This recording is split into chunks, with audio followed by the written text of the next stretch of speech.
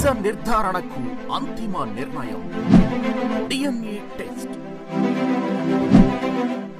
ఉన్నది ఉన్నట్లుగా వాస్తవాలను శోధించి వివరించే మన డిఎన్ఏ టీవీ, మన రాష్ట్రం, మన ఛానల్. ఎలక్షన్ గురించి మాట్లాడతారు రాజనీతిజ్ఞులు. నెక్స్ట్ జనరేషన్ గురించి చంద్రబాబు నాయుడు గారు ఒక vibration, sensation, motivation, dedication, innovation, inspiration ప్రతి జనరేషన్ కి. మాది కుప్పం, మాట తప్పం, గొప్పలు చెప్పం, నారా హమారా అంటున్నారు ప్రజలు. వారిని ప్రసంగించవలసిందిగా కోరుకుంటున్నాను. మానవత ఆయన జెండా, మంచితనమే ఆయన ఎజెండా, బడుగులకు కొండంత అండాదండ, పాలకుండ పూలదండ ఆయన మనసు బంగారు కొండ. మీరెప్పుడు మాకు అండా దండ.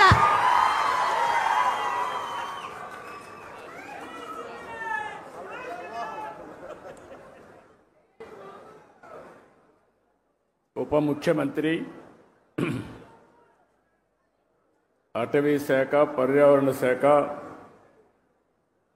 అదే మరి పంచాయతీ రాజ్ శాఖ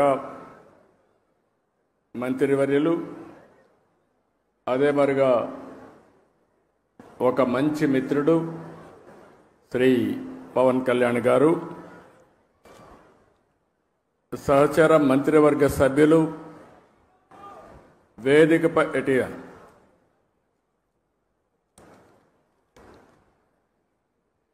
కందుల దుర్గేశం గారు, పొంగూరు నారాయణ గారు, గౌరవ శాసనసభ్యులు తెనాలి శ్రావణ్ కుమార్ గారు, chairman pollution control board Krishnaiah గారు, Amaravati development corporation chairman Lakshmi Parthasarathi గారు, స్పెషల్ సిఎస్ అటవీ శాఖ అనంతరాము గారు, principal chief conservator of forest Ajay Kumar గారు.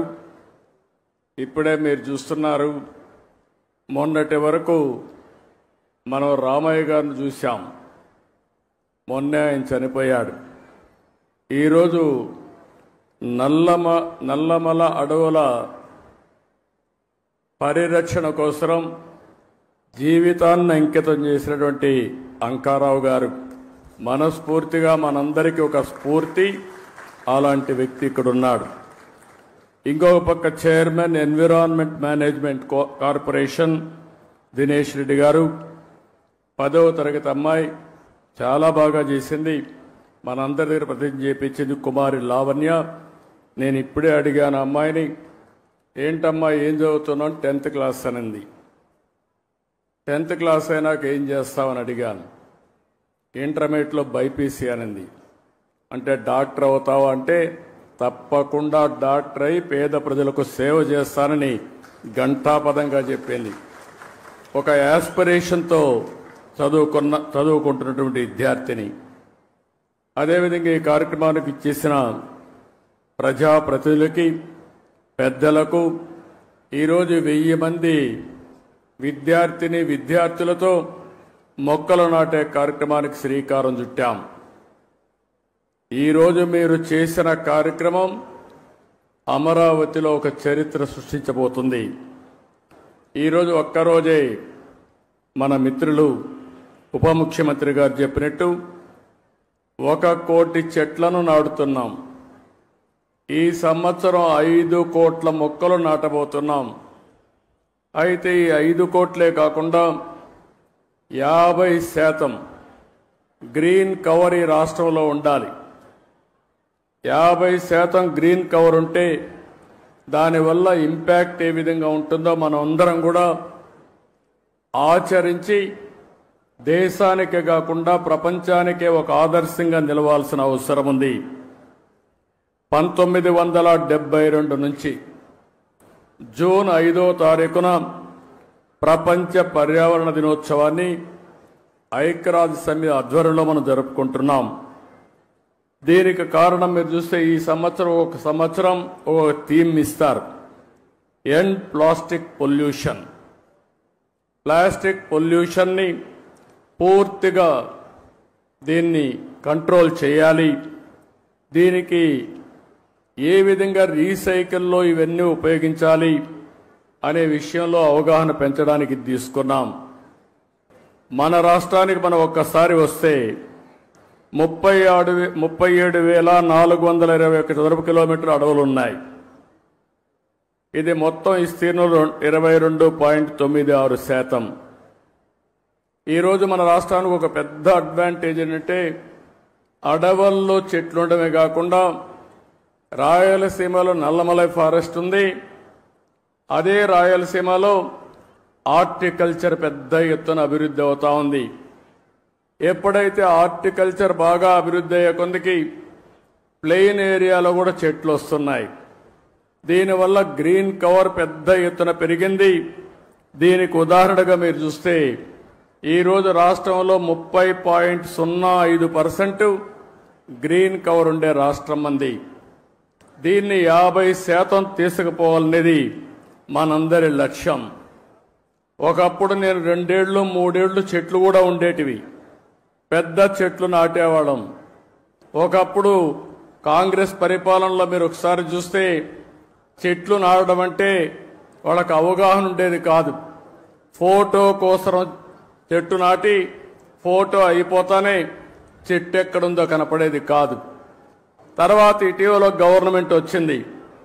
వాళ్ళకి చెట్లు అంటే తెలియని గవర్నమెంట్ అది. చెట్టు వల్ల ఉపయోగం తెలియదు, చెట్లు నరకడం తప్ప చెట్లు పెట్టనే గవర్నమెంట్ అది. ఆ రోజు మనం అందరం మాట్లాడుకున్నాం, ఎక్కడన్నా ముఖ్యమంత్రి హెలికాప్టర్లో పోతా ఉంటే కింద నుండే చెట్లన్నీ ఎగిరిపోతాయి. ఈరోజు నేను వస్తున్నా, మా ఉప ముఖ్యమంత్రి వస్తున్నాడు, ఎక్కడైనా ఒక్క చెట్టు నరుకుతున్నావా తమ్ముళ్ళు చెల్లెమ్మలు మీరే చెప్పమని మిమ్మల్ని అందరూ అడుగుతున్నా.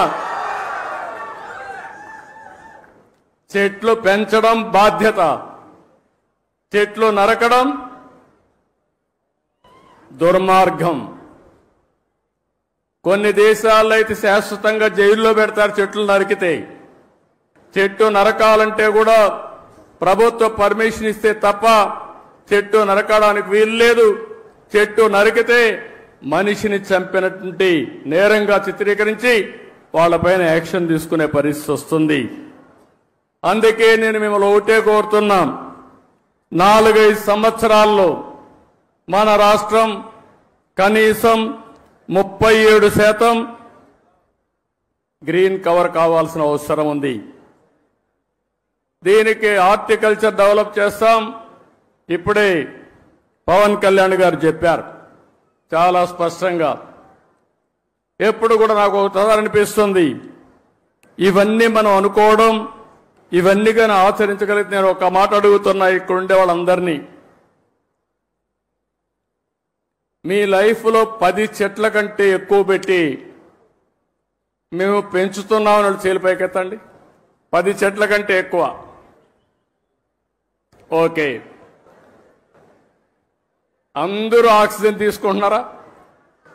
తీసుకుంటున్నారా లేదా? గాలి పీలుస్తున్నారా లేదా? మిగిలిన వాళ్ళకి గాలి పీల్చే అర్హత ఉందా? ఇప్పుడు ఏం చేస్తారో చెప్పండి. చెట్లు పెడతారా లేదా? చెట్లు పెట్టే బాధ్యత మీద అవునా కాదా? అవునంటే చేలిపైకెత్తండి. ఇదే నేను కోరుకుంటున్నా. ఒక అవేర్నెస్ రావాల్సిన అవసరం ఉంది. ఈరోజు మీరు ఒక్కసారి చూస్తే ప్రపంచానికి ఒక పెద్ద సవాల్ గ్లోబల్ వార్మింగ్. అంటే వాతావరణం ఉష్ణోగ్రతలు పెరుగుతున్నాయి. దీనివల్ల మీరు చూస్తే వర్షాలు తగ్గిపోతున్నాయి, భూగర్భ జలాలు ఇంకిపోతున్నాయి, సాగు ప్రమాదంలో పడతా ఉంది. తాగునీరు లేకుండా ఎక్కడికక్కడ ఫ్లోరైడ్ కంటెంట్ పెరిగిపోయి అనారోగ్యం పాలవుతున్నాం. దేవుడు అన్ని విధాలా బాగా పుట్టిస్తే ఈ నీరు దాగి వికలాంగులుగా తయారయ్యే పరిస్థితికి వచ్చాం. అందుకే ఇప్పుడే అంకారావు గారి స్టోరీ విన్నాం.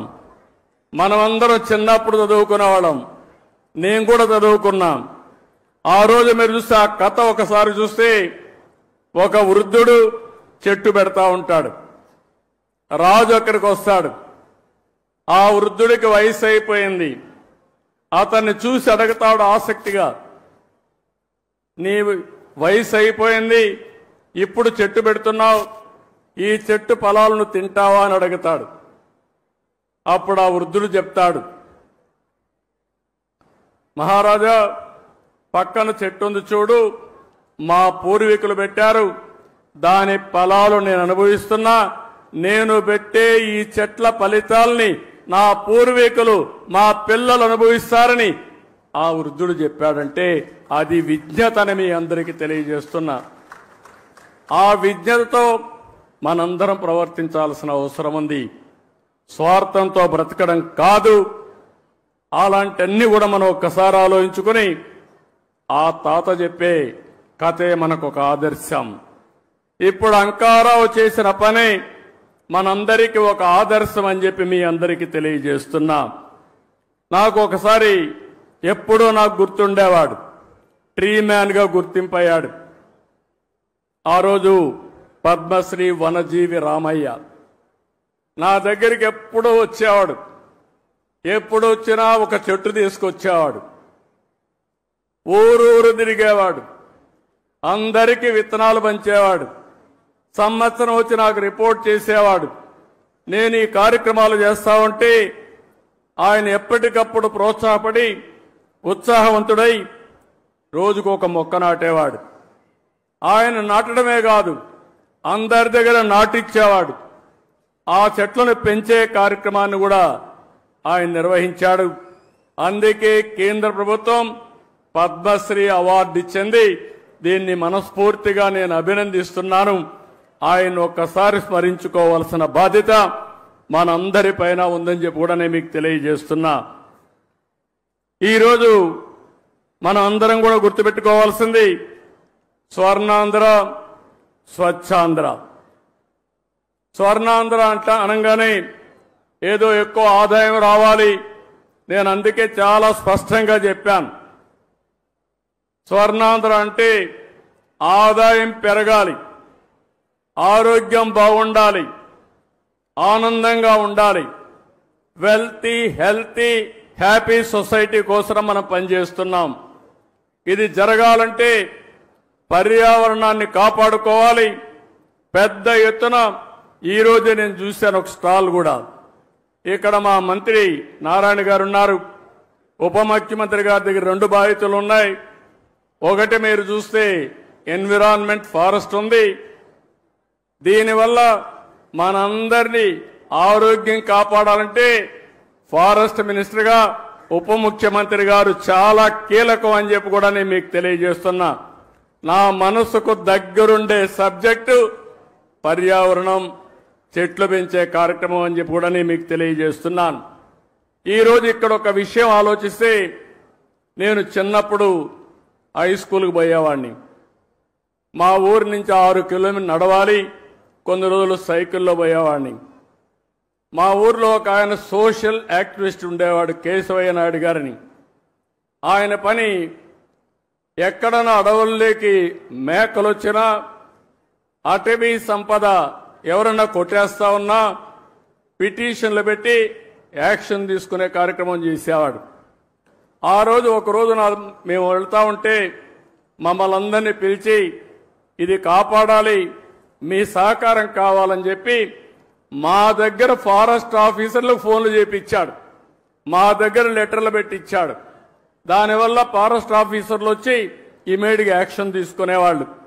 అంటే ఒక పర్యావరణాన్ని కాపాడడం కోసం విద్యార్థుల్లో స్ఫూర్తి నింపిన వ్యక్తి కేశవయ్య నాయుడు. అలాంటి వ్యక్తి ఇప్పుడు కూడా నాకు జ్ఞాపకం ఉంటాడని చెప్పి మీ అందరికీ తెలియజేస్తున్నా. మీలో కూడా గుర్తుపెట్టుకోవాలి, పిల్లలు బాగా చదువుతున్నారు, నాలెడ్జ్తో ముందుకు పోతున్నారు. భవిష్యత్ అంటే ఒక చదివే కాదు, నాలెడ్జే కాదు, మనం అన్ని రంగాల్లో అభివృద్ధి కావాల్సిన అవసరం ఉంది. ఈరోజు ప్లాస్టిక్ ఉంది, చాలా ప్రమాదకరం. నిన్నే మా కృష్ణయ్య గారు ఒక ఆర్టికల్ రాశాడు, చూశాను. అడవుల్లో ఉండే ఏనుగులు కూడా ప్లాస్టిక్ తిని చనిపోతే దాన్ని పోస్ట్ మార్టం చేసి కొన్ని కేజీలు ప్లాస్టిక్ పేరుకుపోయి ఉంది. అంటే ఎంత ప్రమాదం మీరు ఆలోచించండి.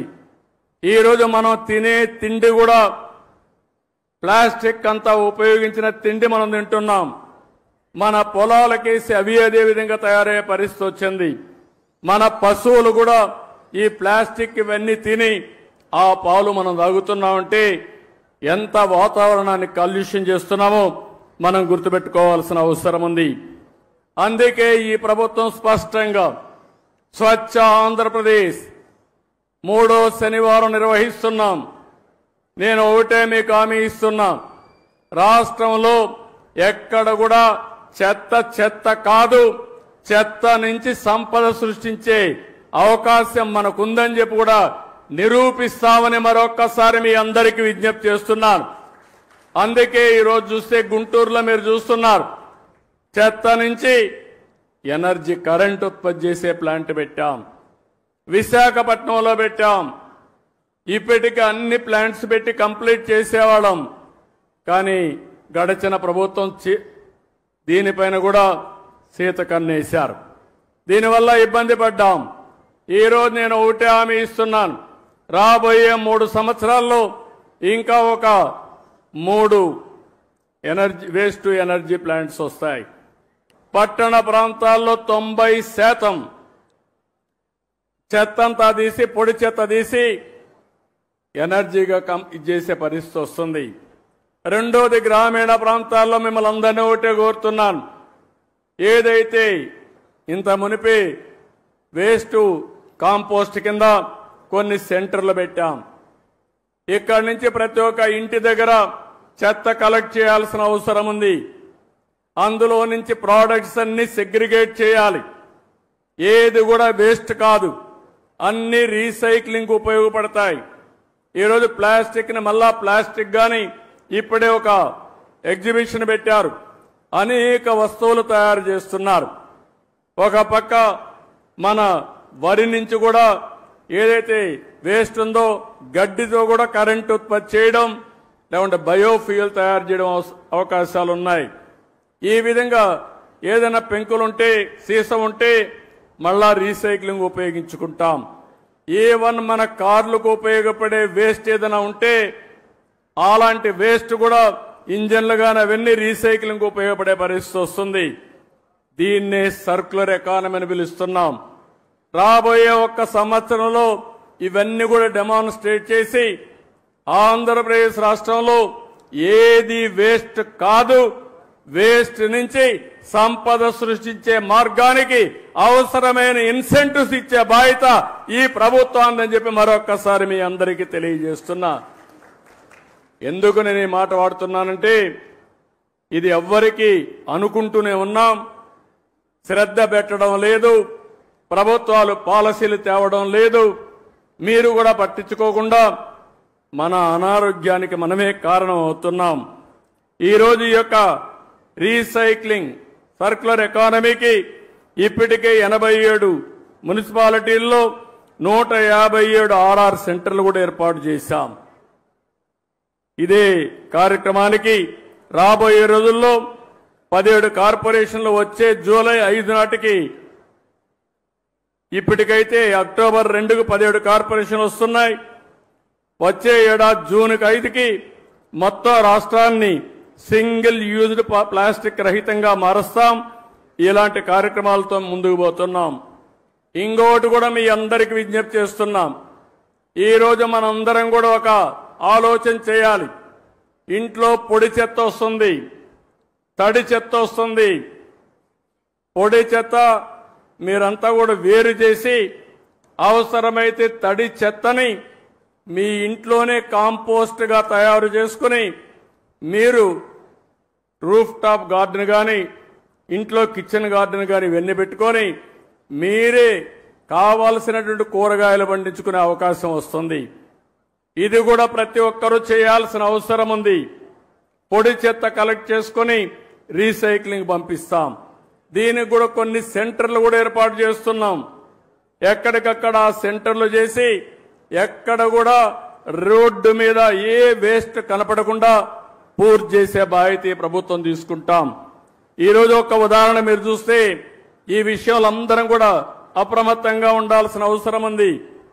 ఈరోజు చికెన్ ఉంది, ఎముకలున్నాయి, ఇలాంటి వేస్ట్ అంతా కూడా ఎక్కడంటే అక్కడ వేసి ఇవన్నీ తీసుకుపోయి ఏది చేపలు పెంచుతున్నారో వాటికి ఆహారంగా వేస్తున్నారు.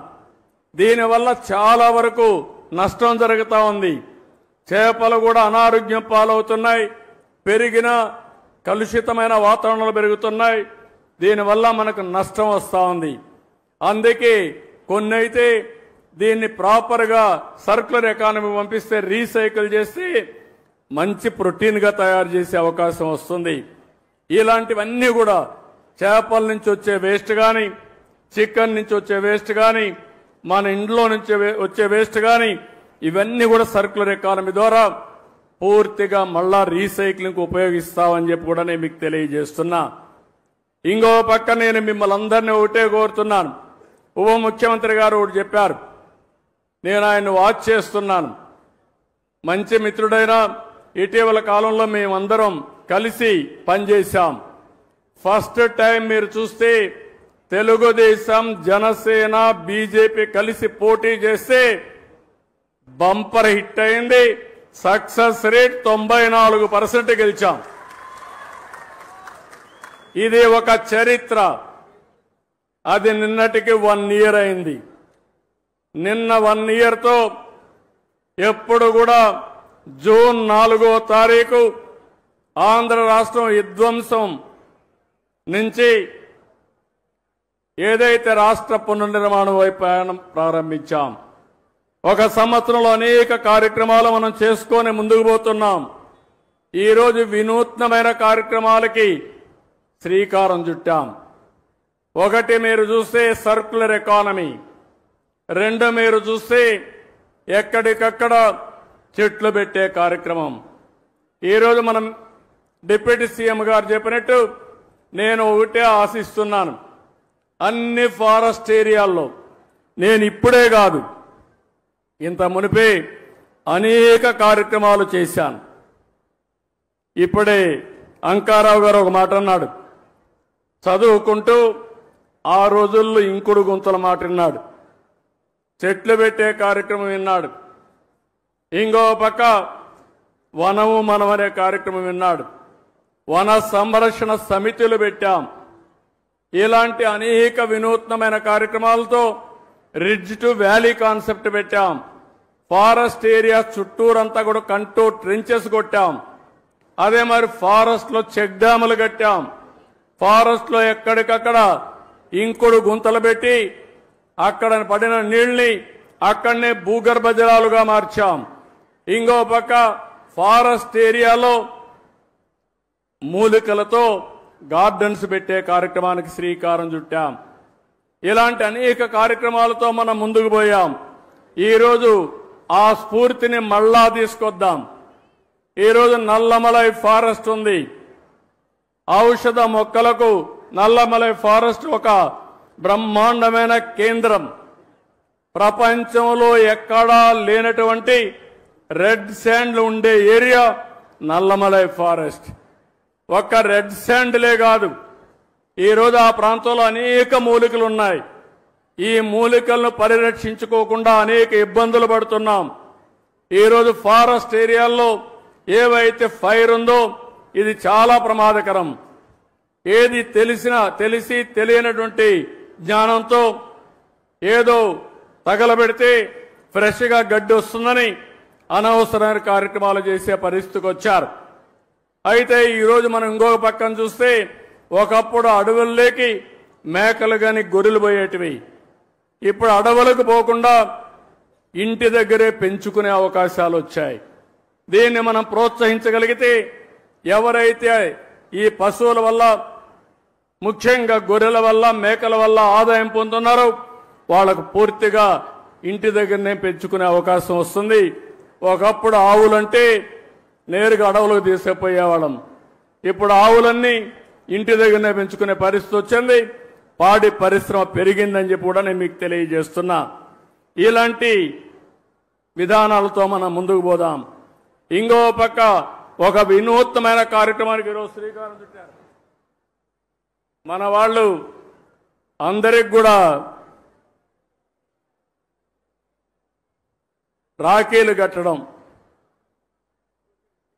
రేపటి నుంచి మా చెల్లెమ్మలకు విజ్ఞప్తి చేస్తున్నా, ఏ అన్నయ్యకు రాఖీ కట్టాలన్నా ఆయన మూల నక్షత్రం తెలుసుకోండి, దానికి సూటబుల్ విత్తనాలు ఇస్తాం. మీరు శుభం కోరుకుంటున్నారు, ఇప్పుడు బెస్ట్ విషెస్ ఇస్తున్నారు, కానీ భవిష్యత్తులో ఆయన భవిష్యత్తు బాగుండాలంటే నక్షత్రం, ఆ నక్షత్రానికి ఏ చెట్టు సూటబులో ఆ విత్తనాలతో అతనికి రాఖీ కట్టాల్సిందిగా మిమ్మల్ని అందరినీ కోరుతున్నా. ఈ సంవత్సరమే ఈ ఉద్యమానికి శ్రీకారం చుట్టాలి. ఈ రాఖీ పండుగ నుంచే ప్రారంభించాలి. ఎవరు కూడా అందరూ రాఖీలు తయారు చేసే వాళ్ళందరికీ విజ్ఞప్తి చేస్తున్నా, నక్షత్రం, చెట్టు పేరు, విత్తనం పేరు, ఈ రెండే ఉంటాయి. ఇది మీరు నచ్చిన వ్యక్తికి మీరు కట్టేటప్పుడు ఆయన నక్షత్రం కనుక్కొని దాన్నే కొనండి, అదే కట్టండి. దీనివల్ల రాష్ట్రం మొత్తం చెట్లు పెంచడానికి ప్రత్యక్షంగా పరోక్షంగా మీరు కృషి చేసినట్టు అవుతుందని చెప్పి నేను మీకు తెలియజేస్తున్నా. ఈరోజు ఇంకొక పక్కన మీరు చూస్తే నగర వనాలు 61 నగరాల్లో మన నియోజకవర్గాల్లో నగర వనాలు పెట్టారు. ఈ నగర వనాలు 175 నియోజకవర్గంలో పెడతాం. అదే మరి అన్ని నక్షత్రాలకు సంబంధించిన చెట్లు కూడా పెట్టమని చెప్పి అడిగాను. ఇప్పుడే ఫారెస్ట్ డిపార్ట్మెంట్ దానికి ముందుకు వచ్చారు. రాబోయే రోజుల్లో ప్రతి ఒక్క నగర వనాల్లో నక్షత్రానికి అనుకూలమైన చెట్లన్నీ ఉంటాయి. మీరు ఆ చెట్టుకు రాఖీ కట్టడం కానీ, నీళ్లు పోయడం కానీ, ఆ చెట్టును పెంచి పోషిస్తే మీ నక్షత్ర బలం బ్రహ్మాండంగా పనిచేస్తుంది. మీరు ముందుకు పోవాల్సిందిగానే మిమ్మల్ని కోరుతున్నా.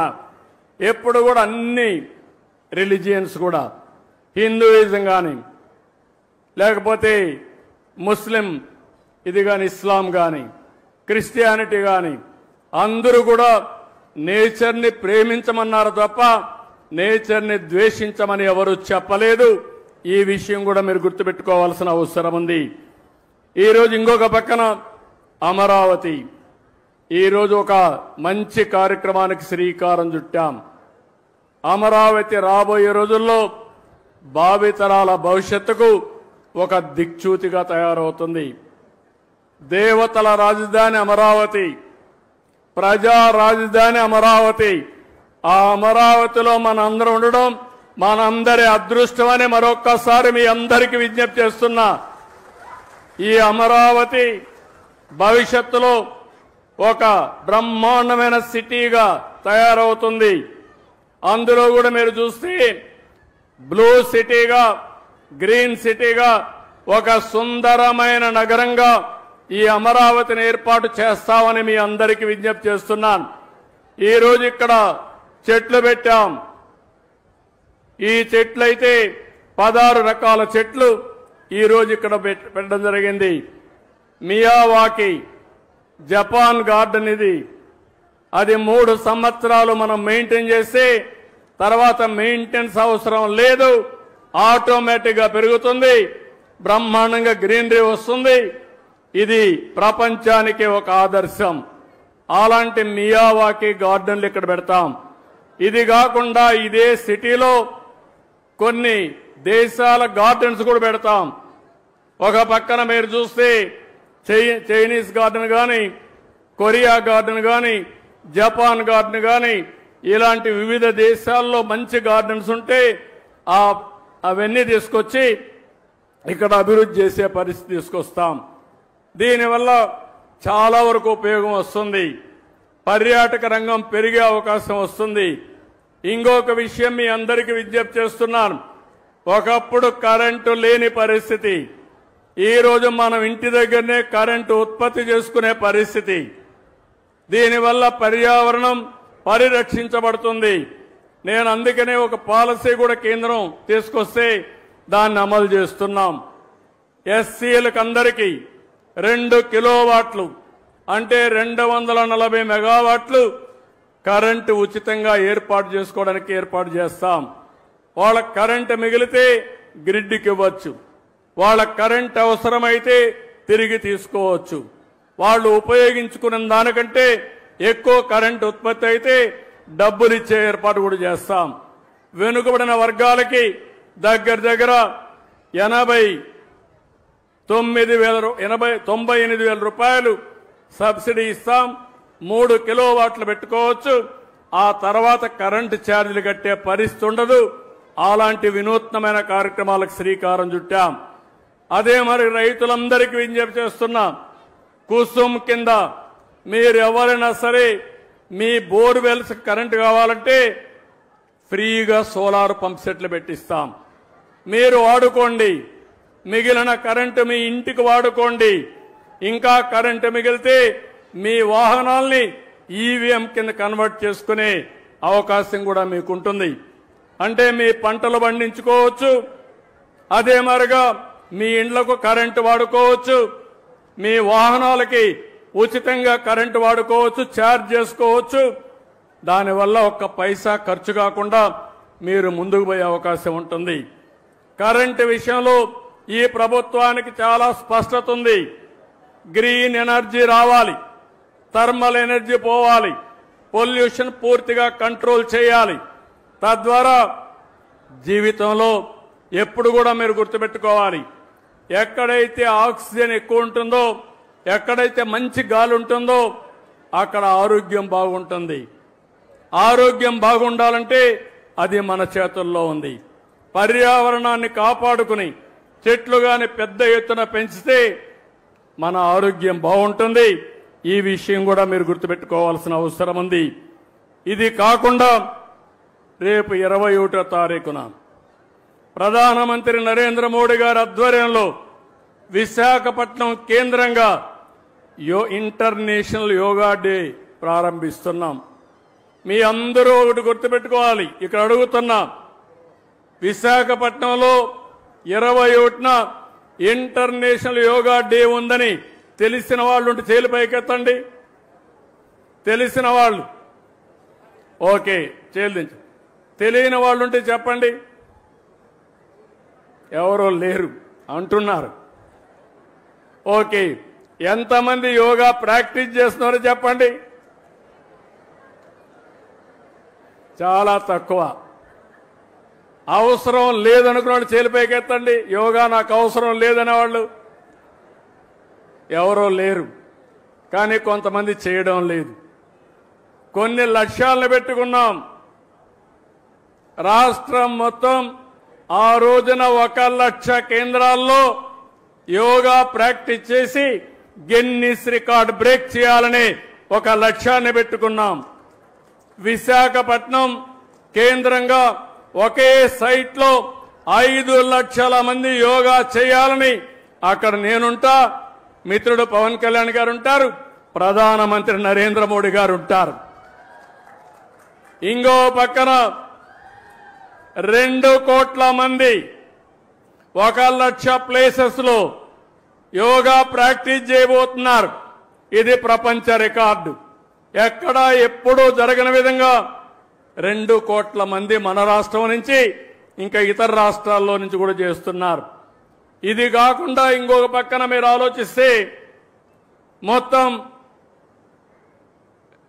దగ్గర 25 లక్షల మంది యోగా సర్టిఫికెట్స్ తీసుకుంటున్నారు. కనీసం 3 రోజులు ప్రాక్టీస్ చేసి యోగా సర్టిఫికెట్ ఇస్తారు. అదే సమయంలో ఆయుష్ ద్వారా యోగాని ప్రతి ఒక్క ఇంటికి చేర్చడానికి ఆఫ్లైన్ ఆన్లైన్ అంటే ఫిజికల్ గా ట్రైనింగ్ ఇవ్వడం, ఓసారి ఆన్లైన్ ద్వారా ట్రైనింగ్ ఇవ్వడానికి కార్యక్రమాలు చేపడుతున్నాం. యోగా అనేది మన జీవితంలో భాగం కావాలి. యోగా ద్వారా మీ ఆరోగ్యాన్ని పెంచుకునే పరిస్థితి వస్తుంది. ఇప్పుడు నేను చెప్పిన అన్ని కార్యక్రమాలు మీరు కానీ కనెక్ట్ చేసుకుంటే మీ జీవితంలో చాలా వెసులుబాటు వస్తుంది. ఒక పక్క గ్రీన్ కవర్ పెంచడం, ఒక పక్క గ్రీన్ ఎనర్జీకి ముందుకు పోవడం, ఇంకో పక్క సర్క్యులర్ ఎకానమీతో అనుసంధానం చేసుకోవడం, ఇంకో పక్క యోగా ప్రాక్టీస్ చేయగలిగితే అదే నిజమైన స్వచ్ఛ ఆంధ్రప్రదేశ్, స్వర్ణ ఆంధ్రప్రదేశ్ అని చెప్పి నేను మీకు తెలియజేసుకుంటూ ఈరోజు దీనికి మేమందరం కూడా ఏమేం చేయాలో చేస్తాం. మీరు కూడా సహకరించాలి. ఆ విధంగా పిల్లల్లో ముఖ్యంగా కోరుతున్నా, నాకు అనిపిస్తుంది మన రాష్ట్రంలో ఉండే పిల్లల్లో ఉండే తెలివితేటలు వేరేది ఇక్కడెక్కడా కనపడవు. అది మన అదృష్టంగా నేను భావిస్తున్నా. నేను ఒకటే చెప్తున్నా, మీ అందరికీ ప్రపంచంలో ఏ అవకాశాలు ఉన్నాయో, ఎలాంటి మార్పులు వస్తాయో ముందే చెప్పే బాధ్యత నాది. దాన్ని ఆచరించి ప్రపంచాన్ని జయించే బాధ్యత ఈ పిల్లలపైన ఉందని చెప్పి మరొక్కసారి విజ్ఞప్తి చేస్తూ, ఈరోజు ఈ కార్యక్రమానికి వచ్చిన మిమ్మల్ని అందరినీ పేరు పేరున మనస్ఫూర్తిగా అభినందిస్తూ, మళ్ళా పర్యావరణ దినోత్సవం నెక్స్ట్ ఇయర్కి మళ్ళా కలుస్తాం. ఆ మధ్యలో కార్యక్రమాలన్నీ చేపడతాం. ఈ ఒక్క సంవత్సరంలో చేసినటువంటి కార్యక్రమాల్ని, దాని ఫలితాల్ని మళ్లీ రాబోయే సంవత్సరం సమీక్షించుకుంటూ ముందుకు పోతామని చెప్పి తెలియజేసుకుంటూ అందరికీ నమస్కారాలు. జై హింద్, జై జన్మభూమి.